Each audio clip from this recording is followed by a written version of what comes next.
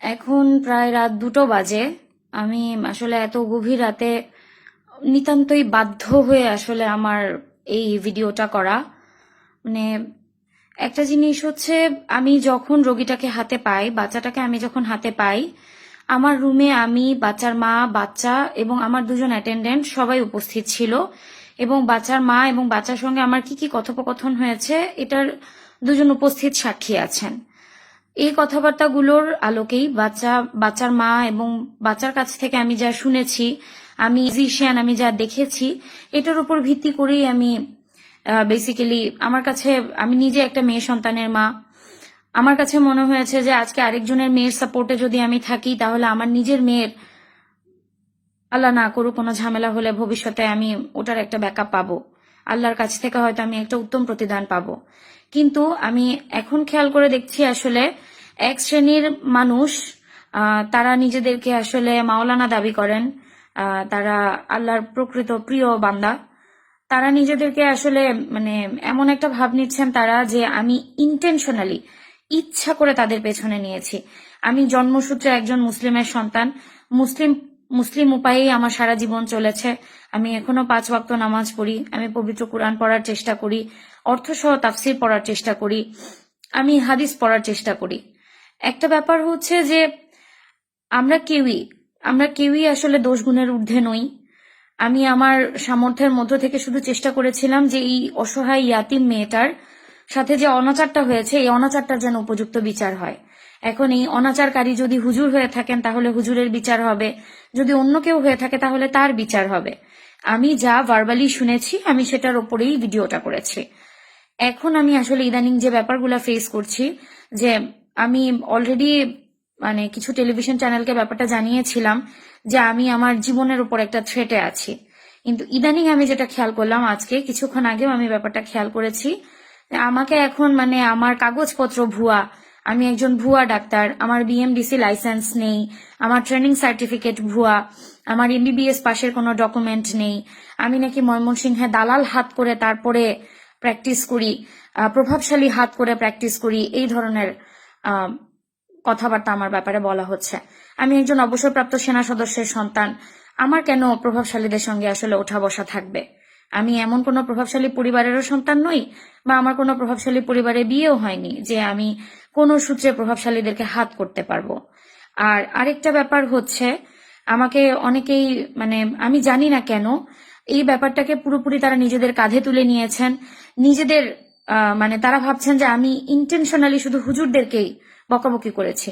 আমি বাচ্চার কাছে যা শুনেছি, বাচ্চার মায়ের কাছে যা শুনেছি, এখন অপরাধী হুজুর হলেও অপরাধীর একমাত্র পরিচয় সে অপরাধী। এবার সে হুজুর হোক, সে সাধারণ মানুষ হোক, সে জেনারেল কেউ হোক, অপরাধীর একমাত্র পরিচয় অপরাধী। কিন্তু এটাকে কেন্দ্র করে আসলে আমার এগেনস্টে যে প্রোপাগান্ডাগুলো ছড়ানোর চেষ্টা করা হচ্ছে, আমার মানে ভাবতে খুব খারাপ লাগছে। একজন চিকিৎসকের জন্য এটা খুব দুঃখজনক অভিজ্ঞতা যে আমার এখন মিডিয়া ট্রায়ালে আসলে নিজের লাইসেন্স নিয়ে কথা বলতে হবে, নিজের ট্রেনিং নিয়ে কথা বলতে হবে, নিজের পড়াশোনা নিয়ে কথাবার্তা বলতে হবে।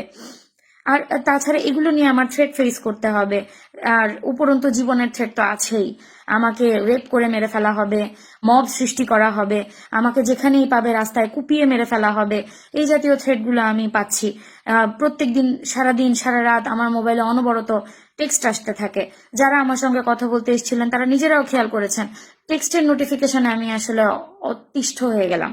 মানে আমি শুধু চেয়েছিলাম যে আমি হকের পক্ষে যদি থাকি, অন্তত আল্লাহর কাছে আমি জবাবদিহিতা করতে পারবো। আল্লাহর কিয়ামতের দিন আল্লাহর কাঠগড়ায় দাঁড়িয়ে আমি অন্তত বলতে পারবো যে আল্লাহ, আপনার এই বান্দা ন্যায় বিচার পাওয়ার কোনো সুযোগ তার ছিল না। আমার কাছে যেটুকু সুযোগ ছিল আমি সেটাকে কাজে লাগানোর চেষ্টা করেছি আপনার এই বান্দার জন্য। আমি জাস্ট ওইটুকু থেকে আমি কাজটা করতে এসেছিলাম। কিন্তু আমি আসলে এখন যা ফেস করছি, আমি এখন হাড়ে হাড়ে বুঝতে পারছি আসলে কেন বাংলাদেশে কোনো অপরাধের বিচার হয় না, কেন বাংলাদেশে কোনো অপরাধের বিচার হয় না, অপরাধের এগেনস্টে কেউ কেন আওয়াজ তোলে না। আমি এখন আসলে মানে হাতে নাতে বুঝতে পারছি। আগে এগুলো টেলিভিশনে দেখতাম, পেপার পত্র পত্রিকায় পড়তাম।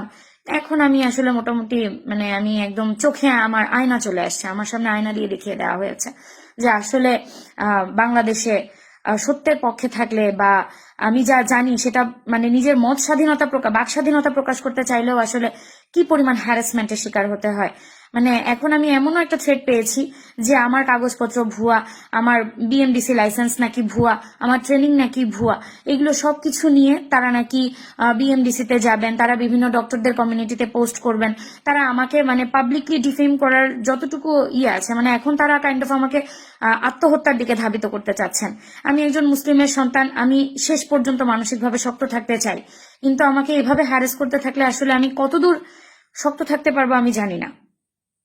আর আমি এই ব্যাপারটাতে আসলে এখন প্রশাসন এবং আমাদের মাননীয় প্রধানমন্ত্রীর হস্তক্ষেপ চাচ্ছি যে আপনারা অন্তত আমাকে একটু সাহস দিন, একটু ভরসা দিন, আমাকে একটু সাপোর্ট দিন। আমি শুধুমাত্র অন্যায়ের বিপক্ষে কথা বলতে চেয়েছি, আর কোনো কিছু না। আমি যেটুকু শুনেছি, যেটুকু জেনেছি, একজন ডাক্তার হিসেবে আমি বাচ্চাটাকে টেস্ট করে যা পেয়েছি, আমি ওগুলো নিয়েই শুধুমাত্র কথা বলতে চেয়েছি। এখন এটা যদি আসলে অপরাধ হয়, বাক স্বাধীনতা, মত প্রকাশ করার ব্যাপারটা যদি অপরাধ হয়, তাহলে মানে আসলে আমার আর কিছুই বলার নেই।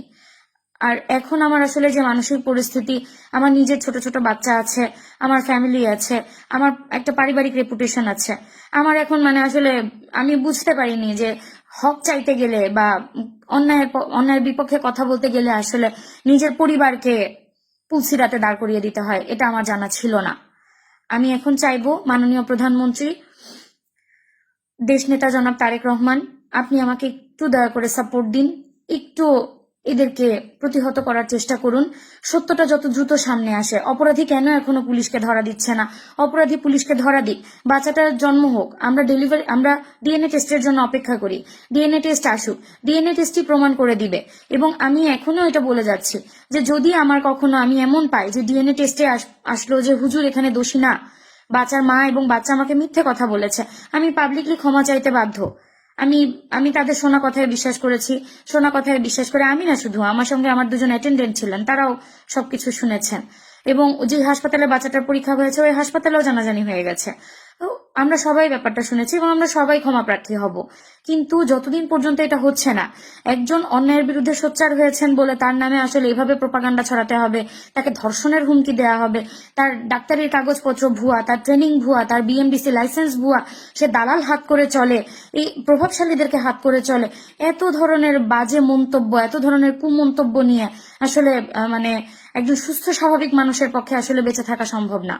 একজন সুস্থ স্বাভাবিক মানুষের এখানে সার্ভাইভ করার আসলে কোনো চান্সই নেই, কোনো সম্ভাবনাই নেই। মানে আমি এখন তা, এতদিন আমি ওই বাচ্চাটাকে নিয়ে কনসার্ন ছিলাম, এখন তা আমি মানে ওর ফ্যামিলির উপর দিয়ে কি যাচ্ছে ওটা আমি এখন মানে পরিষ্কার আমি ট্রেস পাচ্ছি। ধন্যবাদ আপনাদের সবাইকে।